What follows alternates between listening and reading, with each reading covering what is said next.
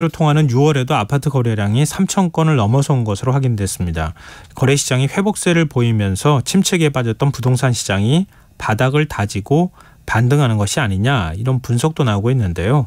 하반기 부동산 시장은 어떨지 김인만 부동산경제연구소장 연결해서 얘기 나눠보겠습니다. 소장님 안녕하세요. 네, 안녕하세요. 네, 서울 아파트 거래량이 3개월 연속 3천 건을 넘었다고 하는데요. 이 정도 네네. 거래량이면 어떻게 봐야 되는 겁니까? 회복되고 있다고 봐야 되는 겁니까? 이게 보는 관점에 따라 달라질 수가 있는데요. 네. 우리 집값 많이 떨어졌죠, 작년에. 금리가 올라가면서 많이 떨어졌는데 작년 10월 서울 아파트 거래량이 559건이었고요.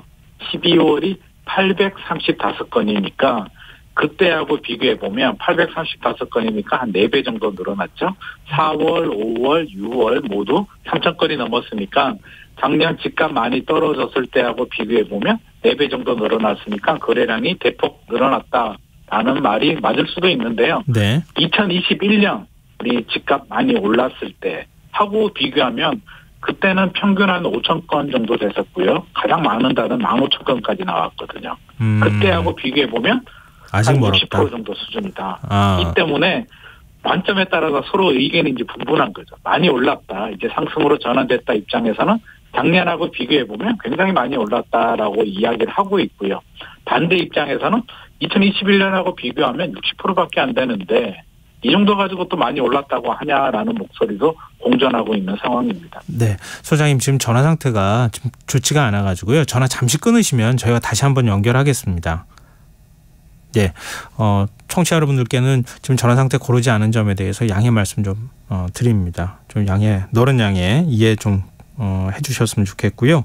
지금 방금 전에도 말씀 잠깐 저희가 질문해서 얘기를 들었지만, 자, 아파트 거래량이 3개월 연속 3천 건이라고 하는데 이게 과거 한창 부동산 시장 좋았을 때 그때하고 비교했을 때는 아직 한참 좀 모자라는 상황이다, 이렇게 볼 수 있고요.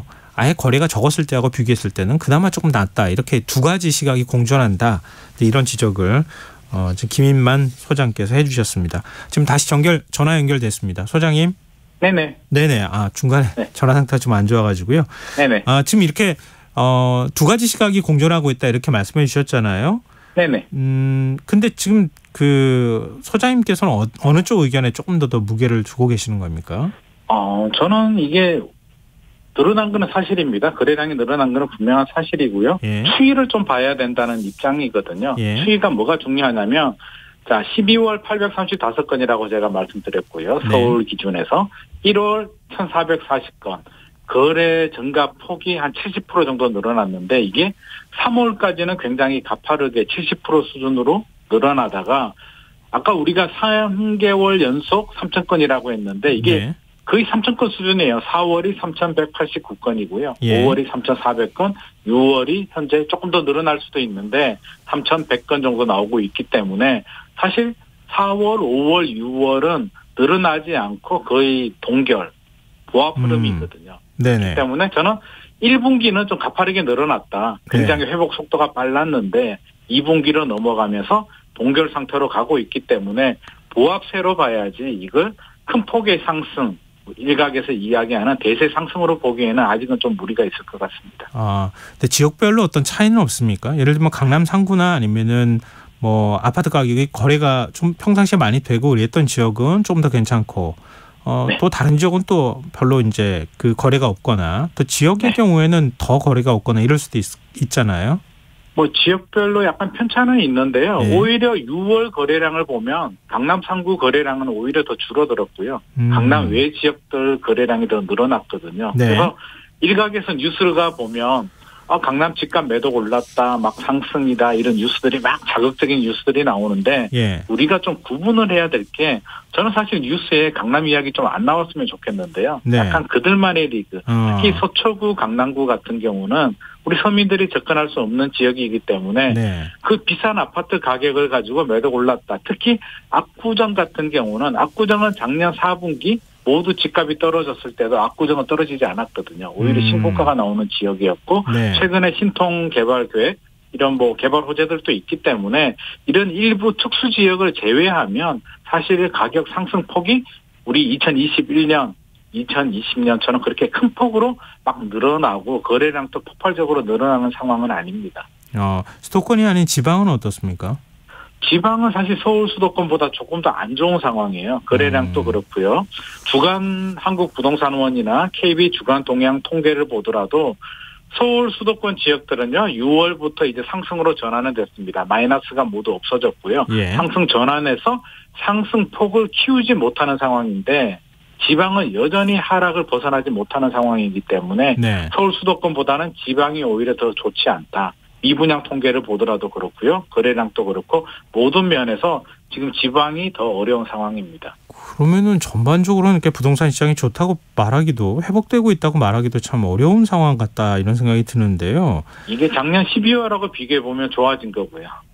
그때 워낙 안 좋았으니까. 맞습니다. 네, 상대적인 평가가 가능할 것 같긴 하지만 네네. 우리가 일반적으로 회복세다라고 평가하기에는 조금 더 이런 측면이 있어 보이긴 하는데요. 네네. 근데 청약 시장은 어떻습니까? 청약 시장은 분위기가 그나마 좋습니다. 청약 시장은 최근에 오늘 또 이제 청량리에 그 분양 물량 보면 경쟁률이 굉장히 높게 나왔거든요. 예. 근데 좀 구분을 해야 될 게 왜 이런 현상이 생기냐면 예. 시장의 수요자들은 우리 2021년처럼 묻지마 투자, 무조건 올라, 아무거나 사도 돼라는 분위기가 아닌 거는 분명한 사실이거든요. 그렇다면 옥석 가리기를 해야 되는데 예. 입주 물량이 좀 부족하고요. 미분양 우려도 적고 수요가 풍부한 지역들 위주로 접근하다 보면 서울 수도권 위주로 눈을 돌릴 수밖에 없고요.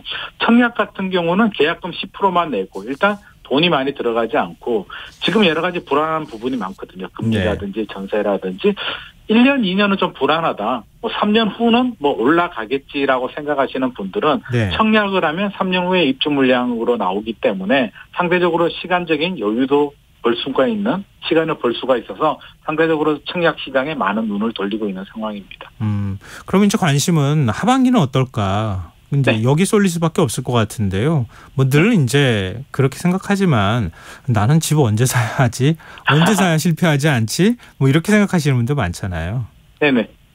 일단 하반기 시장 같은 경우는요. 우리 7월, 8월에는 여름 휴가가 있거든요. 예. 9월은 추석 명절이 있기 때문에 전통적인 비수기입니다. 3분기는 전통적인 비수기고요. 4분기 흐름이 중요한데 제가 볼 때는 변수는 금리하고요. 부동산 정책하고 이제 전세 시장이 중요한 변수가 될 수 있을 것 같은데 네. 정부 입장에서는 내년 4월 총선이 있기 때문에 아마 시장에 자극을 주기는 굉장히 좀 부담스러울 겁니다. 그래서 금리라든지 정책은 최소화로 할 가능성이 높기 때문에 네. 우리 내 집 마련을 좀 생각하시는 분들이라면 저는 자금이 되고요. 필요한 분들이라면 고점 대비 한 20% 정도 하락한 급매물 위주로 알아보셔도 좋을 것 같고 예. 자금도 부족하고요. 지금 더 올라가면 어떻게 해야지? 이런 불안한 초조한 마음 때문에 무리한 투자를 생각하시고 있다면 절대 그럴 필요는 없다. 아직은 시간은 충분하다는 입장이고요. 예. 뉴홈이라든지 좋은 청약 물량들 많이 나오고 있기 때문에 좀 차분하게 기다리면서 좋은 지역들, 좋은 물량들 위주로 좀 도전하셔도 좋을 것 같습니다. 네. 그럼 전월세 시장은 어떻습니까? 전월세 시장은 지금 깡통 전세와 역전세를 좀 구분을 해야 되는데요. 예. 깡통 전세 같은 경우는 이제 전세금을 못 받는 경우들, 전세 가율이 너무 높아서 못 받는 경우들인데 깡통 전세는 빌라 오피스텔 같은 경우는 여전히 어렵고 앞으로도 당분간 어려울 것으로 예상이 되고요. 예. 역전세는 이게 전세금이 하락하면서 돌려주지 못하는 현상인데 이 역전세는 1년 정도 저는 생각을 하고 있습니다. 왜냐하면 2021년 하반기에서 2022년 상반기까지 가장 높은 가격으로 계약이 많이 된 상황이고요. 네. 또 강남 쪽에는 내년까지 입주 물량들이 많이 나오기 때문에 내년 하반기 이후로 서서히 좀 회복이 될 것 같습니다. 그럼 이제 계약 기간이 끝날 때까지 좀 상황을 봐야 되겠네요. 네네, 맞습니다. 그렇군요. 지금 그러면 오피스텔의 경우에도 거래가 아예 안 된다 이런 얘기들도 많이 하는데 어떻습니까? 오피스텔 시장이 좀 가장 어렵습니다. 빌라 오피스텔 시장 같은 경우는요. 전세 사기가 좀 많이 발생했고 전세 가율이 높기 때문에 물건 개별적인 안정성을 따지기 이전에 다수의 수요자들이 그냥 불안해. 나는 불안해서 못하겠어라는 생각을 많이 가지고 있어서 예. 두 가지 방법이 있습니다. 전세가 아닌 월세로 가는 방법이 있고요. 네. 두 번째는 소형 아파트로 아예 전환을 하는 그런 수요들이 늘어나고 있기 때문에 오히려 시장에서는 100만 원이 넘는 소형 오피스텔 거래량이 더 늘어나고 있는 상황입니다. 그렇군요. 네, 알겠습니다. 이게 그 늘 부동산 시장에 대한 관심은 높은데 뭐 시장 흐름을 분석하는 건 시각이 막 엇갈려서 저희가 좀 헷갈렸는데요. 소장님 말씀 들어보니까 아직은 이라는 생각을 제일 많이 하게 됐던 맞습니다. 것 같아요. 절대 불안해하거나 초조해하실 필요가 없습니다. 네, 알겠습니다. 오늘 말씀 고맙습니다. 감사합니다. 예, 지금까지 김인만 부동산 경제연구소장이었습니다.